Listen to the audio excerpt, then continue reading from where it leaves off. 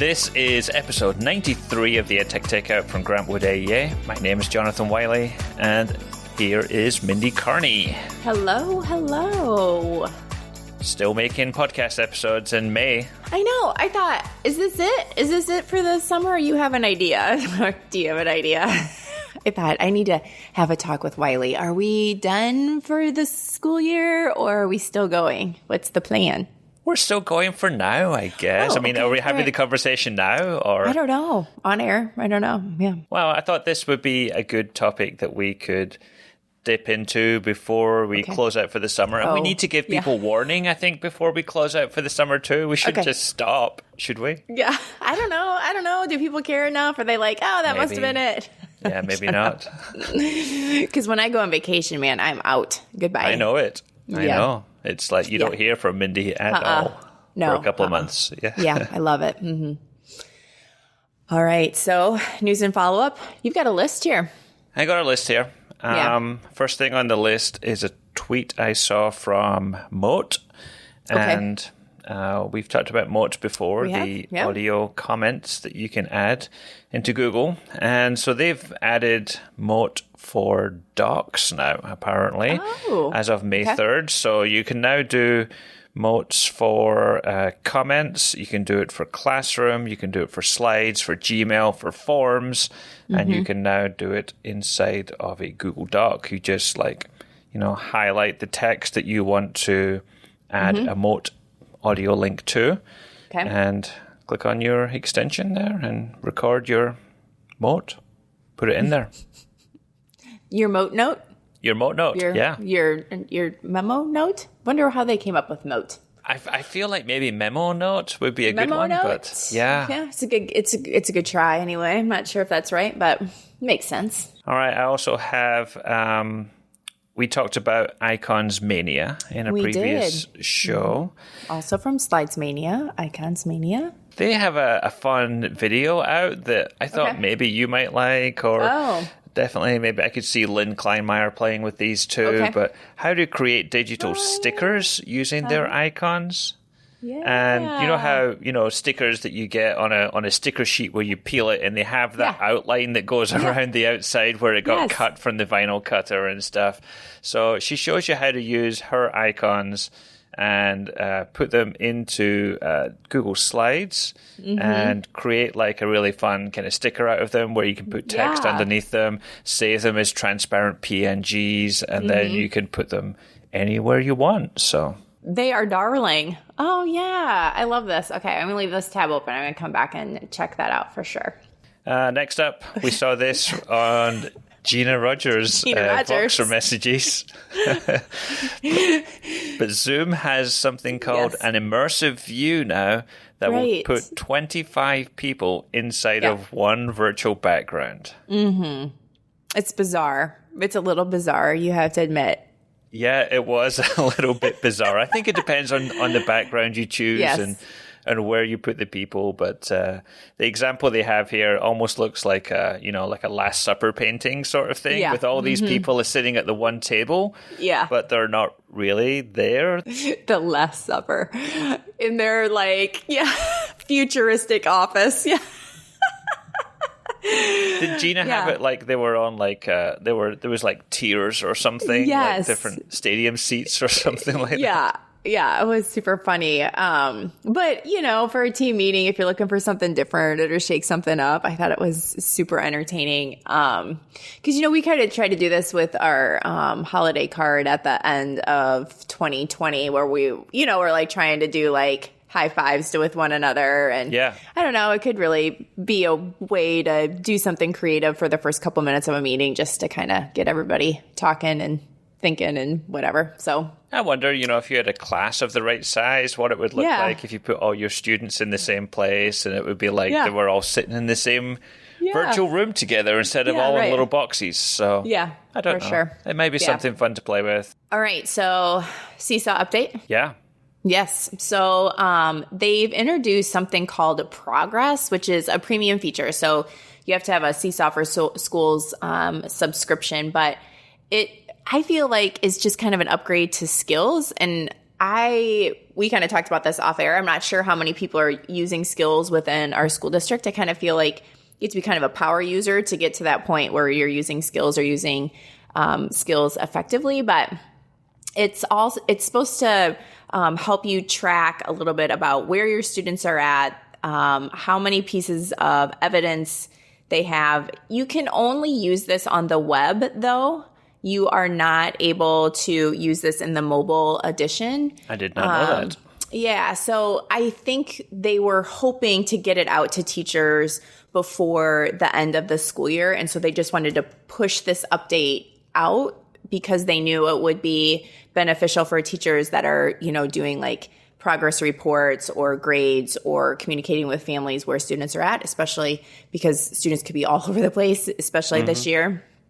So they only pushed it out to the web, knowing that it would be coming hopefully for the mobile edition later in the future.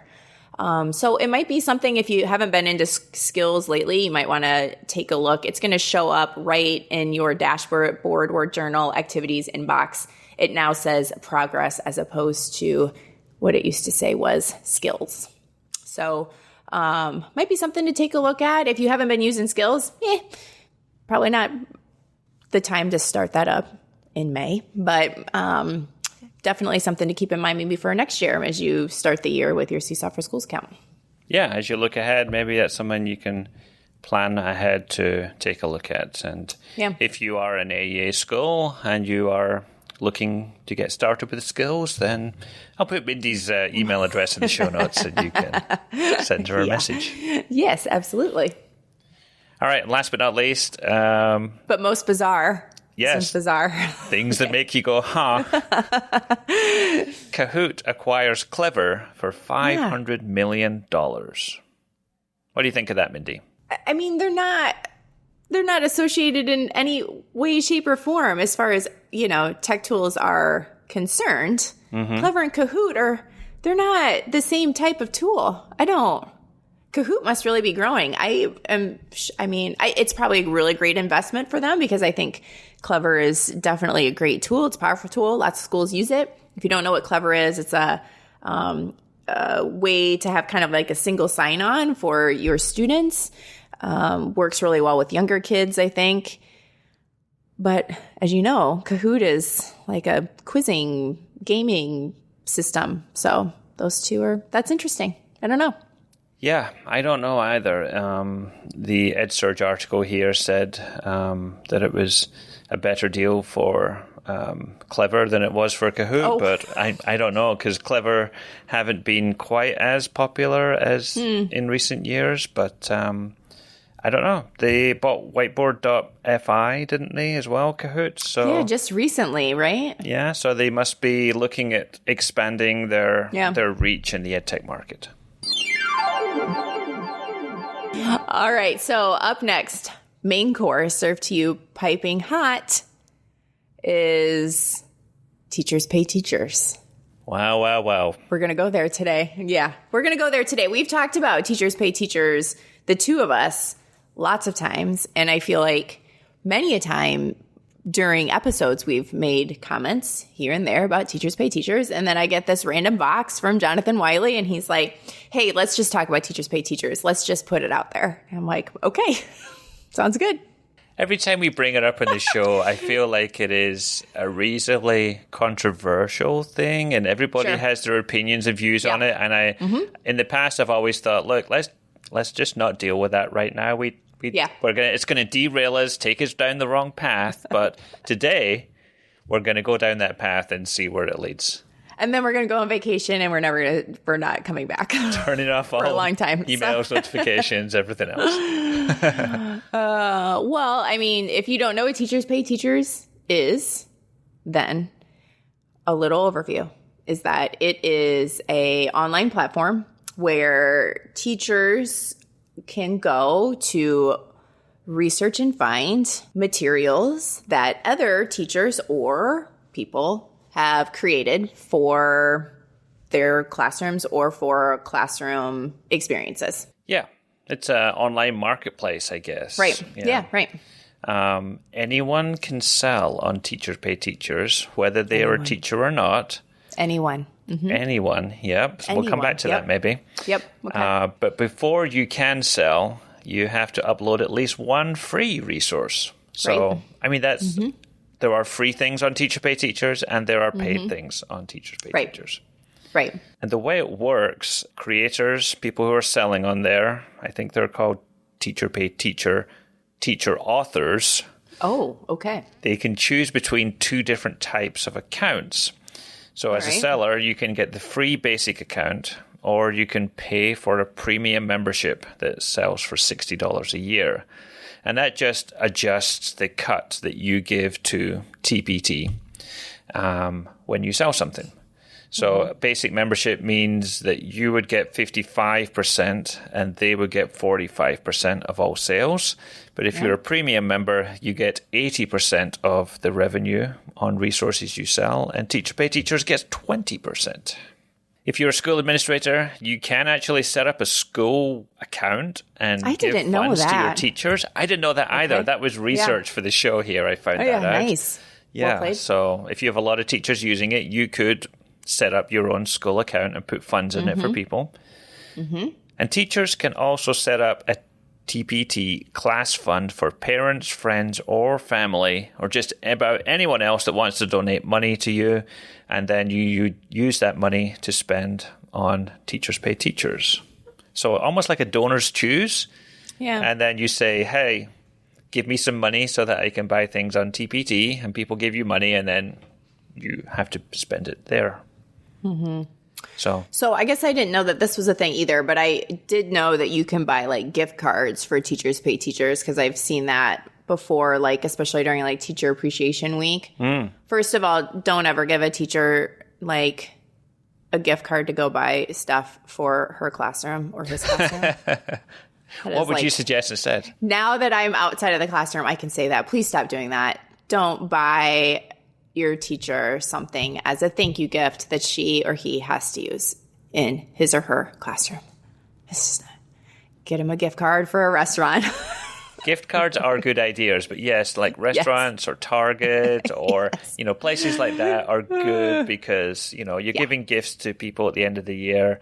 Then, it's good to have some flexibility on where you want to spend that. And you want to spend it on you and relax and switch off. I certainly do. I don't think we should be surprised by that at all. So that being said, okay, so now we've kind of talked a little bit about what Teacher Pay Teachers is. Yeah. Let's talk about, first of all, some of the good things about Teacher Pay Teachers. Now, when I was in the classroom, certainly bought things from Teachers Pay Teachers. I mostly did free things. However, I did buy a few things here and there because I was not ready for the day. And so the morning of, I was scrambling, trying to find or create something that I needed for something I was doing that day. And I'm like, oh my gosh, maybe Teachers Pay Teachers has something that will fit into this, what I need here. And so it's really great if you're kind of in a bind and you don't have time to create something yourself. Right. So it's like a time saver. Yep. It is. Sure. You could go out and make this, but it would take a long time. And Teachers Pay Teachers is right there. All you have to do is click buy and download, and it's yours. And I guess maybe, to go alongside that, there may be, kind of like the flip scenario of that where you know what you want, but you don't really know how to make it. You don't have the skills or ideas maybe to think about, how can I make this topic come to life? I would love to do this, but I've never done that before. I don't know how to do that. And if someone's already done it for you and it's there on Teachers Pay Teachers, then I guess it makes sense just to use that. And the other thing I would say is that I always felt like when I was purchasing things for Teachers Pay Teachers, that at least I was paying another peer or professional that probably, was using Teachers Pay Teachers as a little bit of what we lovingly call a side hustle, right? So there are very few opportunities, I think, for teachers to do something like that they can use their expertise to make a little extra cash. And there's just not a lot of opportunities. We're not being paid well. And so it's a great opportunity for those teachers that are creative, that are creating things for their classrooms to make a little extra cash. I can get on board with that. I think that's great. I think it's unfortunate that we have to do that we have to sell our ideas, but maybe that's a con. Maybe that's further down the list. I don't know, but that's a system problem, right? Is that we have professionals that feel like they have to, sell ideas here or there to make some extra cash. But yeah, I mean, in many ways, teaching is just one of those really, unique occupations because, you end up doing things like spending your own money to purchase things for your kids and stuff like that. And, some of that comes down to not being given, the materials that you think you need in order to teach something. And, like you said, teaching is not known for being the best compensated position out there. So, teachers are going to look for other positions. They are going to look to do other things in the summer. They're going to look to do other things on the side just to help, make up that shortfall that they think they need in order to have a good standard of living. So Teachers Pay Teachers does give them that opportunity.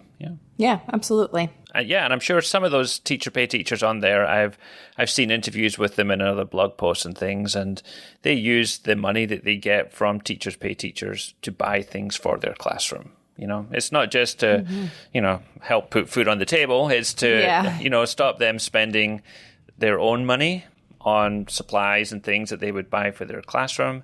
They use their income to, from TPT to help buy things for their classroom.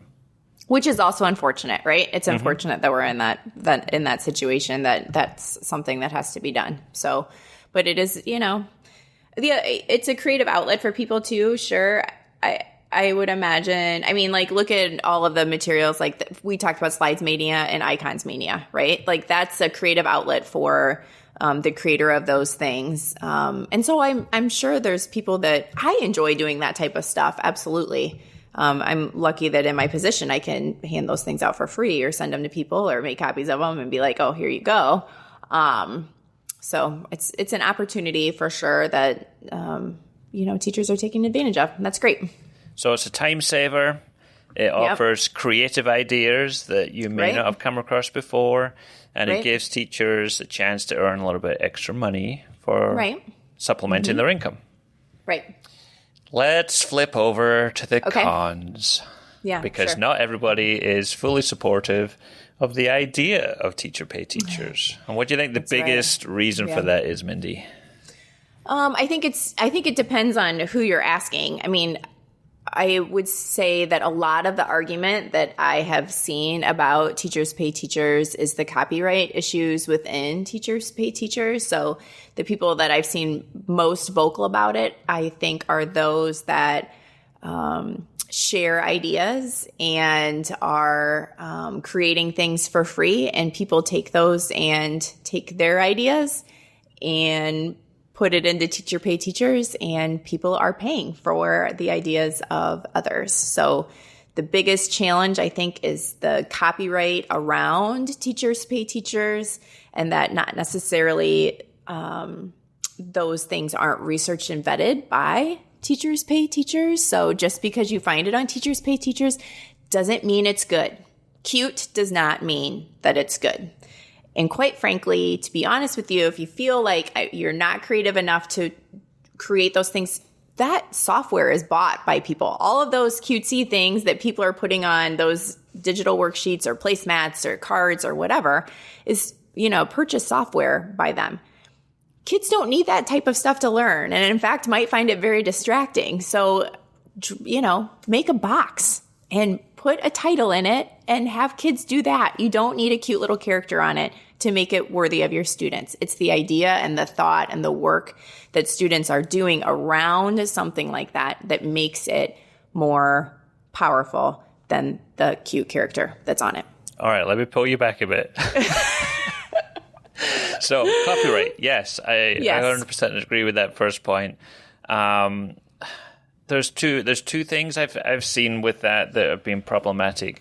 One is where people package up things that are freely available, like YouTube videos and, other graphics that are freely available on the web. And I know you could say, and you could absolutely argue, what they've done here is package stuff together in a way that you may not have thought about before. However, all that stuff is free, and a lot of the time it is not owned by that person. Right. And then they're selling it. And you don't have that right to do that. And like you said, the approval policy from TPT is fairly generous, let's say. Yeah. Well, and I've seen too that people have reported like, hey, this item is my original thought and it's being sold there. And that Teachers Pay Teachers can be somewhat radio silent when it comes to something like that. So, and those are just claims that I've seen people make. It doesn't, whether or not those things are true or not true or whatever, I'm just kind of spitting out the things that I've seen people complaining about. So, yeah. And the other thing I saw recently in a blog post was these textbook publishers like Heinemann, when they're creating their language textbooks, they will often hire authors to write pieces for their textbooks. So they're paying people to write for their textbooks, and then they're selling their textbooks. And there was a case where they paid these poets to write a poem, and then there was countless examples on Teachers Pay Teachers of people who had copy and pasted that poem and put like question sets and things underneath it. And Heinemann were saying, you can't do that. That is that's our content. And you're just using it for your own profit when we have already paid for the rights to that intellectual property. So that is problematic, the copyright thing for sure. Yeah. And, I know that we talk to teachers about that all the time as far as, if you're taking stuff from a textbook, I understand if you, want to create some questions around that or whatever, you have to be very careful about copying and pasting content from somewhere else and plopping it into something that you're creating, because just in general, that's a copyright issue. So, and then if you put it out to be sold or to share with others, you really can get yourself into some trouble. Yeah. So. And the unfortunate thing is, like, you as a teacher, as a buyer on that website, you're not always going to know if this content is in breach of copyright. You assume that because it's on sale here, it's okay for you to buy it. Like, you don't go to Amazon and wonder about whether this seller has the right to sell this item. You just, you take that for granted. Yeah, and I would say even people who have made that mistake before aren't doing it maliciously. They're doing it because they want to do what's best for their kids, and they know that, this, whatever they're creating is a way to get them thinking about things or whatever without really thinking about or knowing even. I mean, some of it's just not understanding all of the, things around copyright. So definitely a challenge within Teachers Pay Teachers for sure. And you also talked about the quality. I know I did kind of go off there, didn't I? Yeah, or at least the all the fancy chevron borders and all the rest that people put on there. And I think you're right. In some research for this show, I noticed that TPT has artificial intelligence that scans through lessons that are uploaded, looking for specific keywords or things that may flag inappropriate things. But, an AI is only as good as the people that program it, I guess, for their approval process. So that's kind of where you're thinking the moderation. There's not an actual human that's looking over every piece thinking, this is good or this is not good. And that has led to some other problems too, because I got a quote here from Ed Surge about a recent study of the most popular lessons for high school English classes on Teachers Pay Teachers. They were rated either as mediocre or probably not worth using when compared to two other lesson sharing sites, Read, Write, Think and Share My Lesson. The materials on Teachers Pay Teachers scored the lowest. So, it's hard to know what you're getting sometime. There was also a school district in Wisconsin that had to put several teachers on leave following a lesson on ancient Mesopotamia downloaded from Teachers Pay Teachers, which asks students to decide how to punish a slave.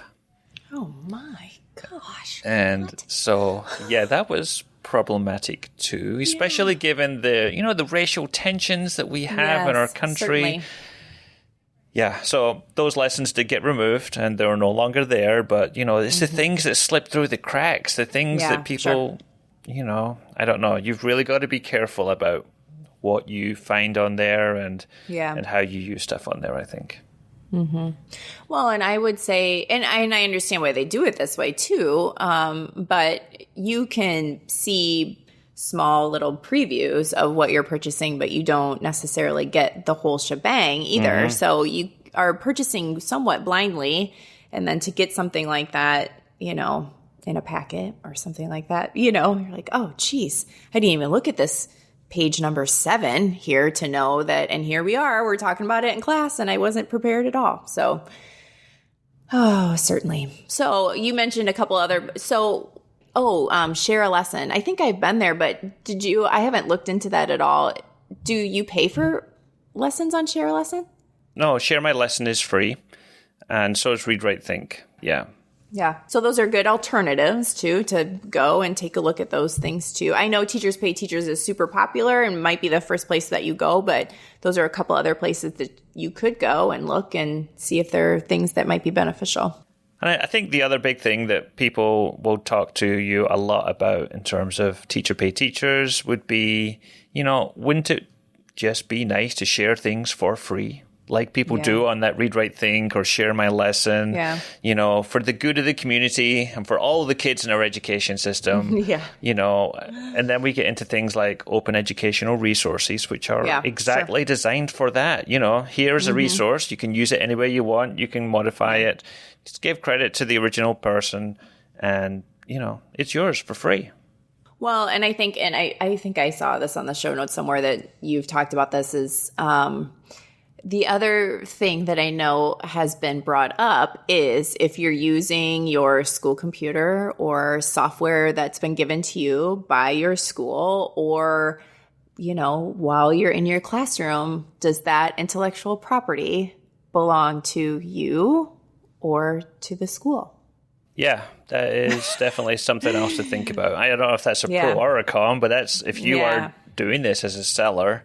I know we have rules about that at Grant Wood, and I know other school districts have rules about that too. Are you using school property to profit from other things? I mean, in some ways, maybe you're getting professional development at your school for free from, the district to do things, and then you're using that to create paid materials. I would just say it's a gray area, maybe, that you would need to just think about and be careful when you're selling resources.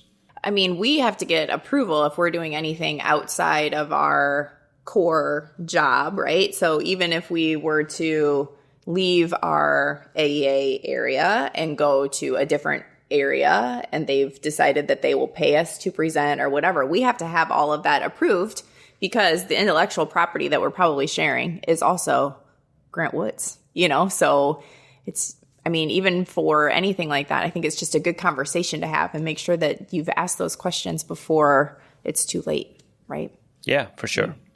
Yeah. And maybe, you could also say, whether you think this is a pro or a con, but, is Teacher Pay Teachers helping you grow as an educator?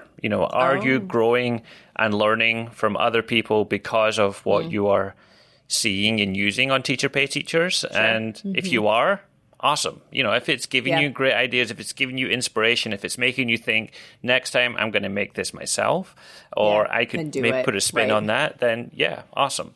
But if it's not, if it is only like a stopgap thing, if it's only I'm completely stuck, what should I do? Then maybe there's other ways that you could spend your money that would make you better at what you do, online classes or books or webinars or PD or something, just as an alternative. If you're genuinely looking for how to be a better teacher, then maybe those would be other options you could look at.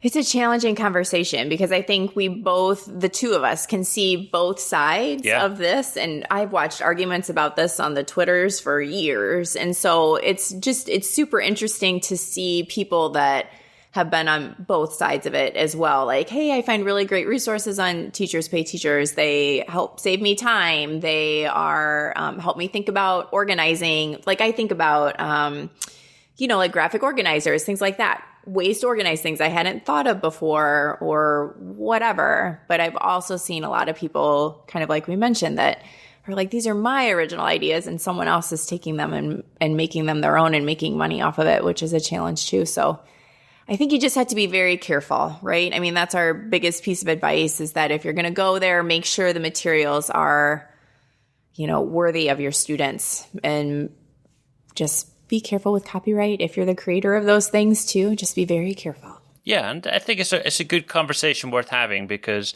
I think there's also people out there who don't know about the potential cons to teacher pay teachers. They just see it as this is a resource and I can use it whenever I need it. Right. And that's great. And, if you're getting value from it, more power to you. Yeah, absolutely. But just to be aware that there is another side to it, and there's a dark side of Teachers Pay Teachers. Well, yeah, I mean, you don't have controversial topics without another side to it. So this is the other side to it. We just wanted to give both sides and try and present it in a fair way and let people make their own decisions from there. If you have more ideas on the topic of Teachers Pay Teachers, let us know. Find us on Twitter. Yeah, for sure. We can do some follow-up on the next episode. Pros or cons, something we missed or didn't talk about. Yeah. We'd be happy to hear your thoughts. So on to my favorite part of the show. Up next, Tech Nuggets. I was frantically 10 minutes before this episode like, oh God, did I go in and put in my Tech Nuggets? I think I did. I think I've got Tech Nuggets in there. I hope I've got Tech Nuggets. Look at me, how well planned I was. I had Tech Nuggets before today, already in the show notes. I would go one step further and say you had Tech Nuggets in before me. I know, which never happens. I went to the doc and I said, oh, Mindy's already got her Tech Nuggets in. So I do. Yeah, I do. I had two I knew right away. I came across them and I was like, oh, wow, I've got 2 Tech Nuggets for a next episode. I don't even know what that next episode is, but I have them. I'm ready. Well, since you're ready, let's go. Okay. All right. So this first one is called Literacy Shed. I mentioned earlier that I'm reading the book, The Learning Challenge. This website was mentioned in the book, The Learning Challenge. It is a lot of little short videos that promote conversation and discussions that I used to use these little bits and pieces of videos, especially like the Disney shorts, to talk about visualization and inferences. And so lots of little videos that you can go in and click on to share with your students and hopefully prompt writing, discussion, like I said. And they're just kind of fun. So a new spot to find little clips of videos. Yeah, I just clicked on, what did I click on here? I clicked on the film trailer shed. And they got some film trailers from True Heart and La Luna and Brave. Yeah. And just some ideas underneath about how you could use a trailer to promote conversation and some literacy opportunities. So I like that, Mindy. Yeah, it's a good one. My next one is also a literacy one, which hopefully I haven't done before. It looked familiar to me, but I don't remember talking about it on the podcast. So listeners, if you've heard it, you've got a better memory than I have. It's called Verse by Verse. It is a Google project. And I found out about this one via Larry Ferlazzo's blog. Okay. And so this is an experimental AI-powered website that will help you compose poetry as inspired by classic American poets. So there's a button here. You type, let's write a poem, and it asks you to choose up to 3 of your favorite American poets. So you can just click on 1 or 2 here. So I'll do Walt Whitman and Edgar Allan Poe. Let's do Emily Dickinson too.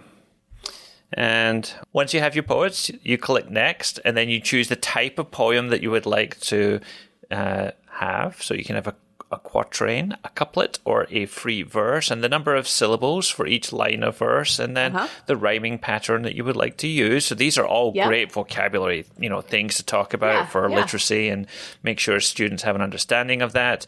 You go through and then you write your first line here. So I will write, what an amazing sunny day. Now what do I do? And then you hit enter. And then you will see some suggestions from each of the poets. So I have, what an amazing sunny day. And then Walt Whitman says, bright as the sunset, full in the breeze. Wow. And I can select that maybe as my second line. And I can come on and do another line in here together and keep going through. And as I build my poem, I can see suggestions from this AI-powered poet on the side, and I can use their ideas or maybe use some of their ideas and edit some of their ideas because, the language that they choose is sometimes a little oldie-worldy, as you may expect. Oldie-worldy. Yes. Oldie-worldy. Oldie-worldy. And you can modify that to, make your needs, I guess. So this is fun. Verse by verse, you and some classic American poets can... Get your homework done, kids. Get your homework done. Oh, that one's kind of fun. Oh, I like that. Okay. My next one is called Helper Bird. I got this one from Building Bridges. I sat through a session with Cami, and I hope I say Cami's name correctly. I think it's Gallion and Gina Rogers. This was actually Cami's presentation, though, that she shared. I believe it was originally from Stacy Beamer, but so Helper Bird is an extension that is an accessibility extension. So within those features, it has text-to-speech, OCR, there's dyslexia support, there is dictation, has immersive reader, there is a really nice annotation on any website type of thing where you can put sticky notes on websites. There's picture dictionary, lots of different things. Now, what I will tell you is, of course, not all of those things are free, but there are lots of features that are free within there. So you have the ability to change the spacing between words. You can give it a grayscale. You can eliminate clutter, those types of things. So really nice. I actually think the free version of Helper Bird is actually pretty powerful in itself. It has the font options, like I mentioned, for the open dyslexic, so it's got a heavy bottom for the font. You can change the font size. I think I mentioned word spacing already, how the text is aligned. So yeah, a couple of things in there, even with the free version, that I think are worth taking a look at. Yeah, this potentially is like that one extension to rule them all, that it does so much in here. And, like you said, you don't get it all for free. But the stuff you do get for free is pretty generous. When I first looked at the list here of what you get and what you don't get, I didn't scroll down past text features, and then they have like content features and then display features and navigation features and all the other things they have on there. So they have a lot of great stuff on there. That this could be one of those no-brainer extensions you could just give to all your kids, and then for the kids that maybe need that little bit more, then you can look at those paid options on there too. Yeah, I mean, for the paid options too, like for one specific student, just one account, it's $40 a year. But for schools with unlimited users, it says request a quote, but right underneath that, it's $100 a month. And if you think about that, for unlimited users, $100 a month for an entire school district, that's not bad. Yeah. So definitely one to take a look at, I think. All right, so my last tech nugget on here is a new one I came across, but I think it might be a nice one just to tie a bow on our conversation today. Okay. I believe it's pronounced Kialo. Kialo? Okay. Either one of those are a real good try. Yeah. So I watched a video on it, and I feel like they said Kialo. So it's Kialo EDU, and there is a public option as well that's not specifically for educators, Kialo.com, but Kialo-edu.com is the education version. And I think what drew me to this was the critical thinking part of it, because whenever I talk to schools and things about the 4 C's and we're doing creativity, easy one to find a bunch of tools for. Communication, we can get all those. Collaboration, there's all the Google stuff. But critical thinking, I say things like, well, there's coding, and then there's define STEM, and then I start to run out of things to say. So Kialo is going to be an extra one I'm going to throw here in my toolkit, because it lets you have constructive debates in your classroom in an online setting. So it could be great for virtual learning, but it could also be great for face-to-face, because you could take a debate, something like, I don't know, maybe teachers pay teachers, and you can have pros and cons down both sides, almost like a flowchart of ideas as people come up with what their pros and cons are on a specific topic. You can vote up or down specific topics so that they rise to the top. And then if there's a specific topic that you think needs more explanation, or you have another reason to go into that, you can click on that topic and then add another comment into it as well. So it really gives students, I think, a really rich environment for them to have robust conversations around a topic and to really put forward their points of view on something. And it seems to be completely free. So Kialo EDU is my last tech nugget. Nice. I think I've seen this before, but I have an account, but I don't have anything in it. So I don't know. Good one. Yeah. I think definitely upper elementary or middle high school for sure could get some value out of this one. Yeah, for sure. Well, before we go, maybe we should just give a shout out to Diana from the Boone Community School District. She's a K4 technology integration coach and an online kindergarten teacher. God bless her. Yeah. She wrote us an amazing email about how much she enjoys the podcast. She says we're providing a great resource. She appreciates the pacing, the relevant topics, and of course, the tech nuggets. Tech nuggets. You know, I had an idea about tech nuggets, Mindy. Oh. And I'm just going to pitch it to you here live on the show. Okay. Yeah, no, let's do this. What? So we're getting close to episode 100. We are. Maybe we should have a big tech nugget bonanza on episode 100. Okay. To celebrate our 100th episode. So we're going to move National Tech Nugget Day to just 100th episode day? We're going to do National Tech Nugget Day as well. Okay. Oh, I see. I better start stocking up now. Yeah. Huh? Yeah. Maybe we could get a guest on or two to help us with these tech nuggets. Yeah, that would be fun. You know, find a big fan of tech nuggets and bring them on here to help us out a bit. Nugget slam. Got it. All right. Okay. Just a few more episodes to go. Okay. Well, I mean, 7 is still a ways away. It's going to be after the summer. I agree. Yeah. Yes. Right. All right. So I think that's everything we have for this episode. I don't know if this is going to be our last one before the summer or not. I know. I got a feeling maybe it won't be, but maybe we'll do one more. I don't know. Okay. We'll see if we can schedule that in or not. Okay. I'm trying to squeeze one more in. Either way, I can still say until next time. This has been the EdTech Takeout. We hope it hit the spot.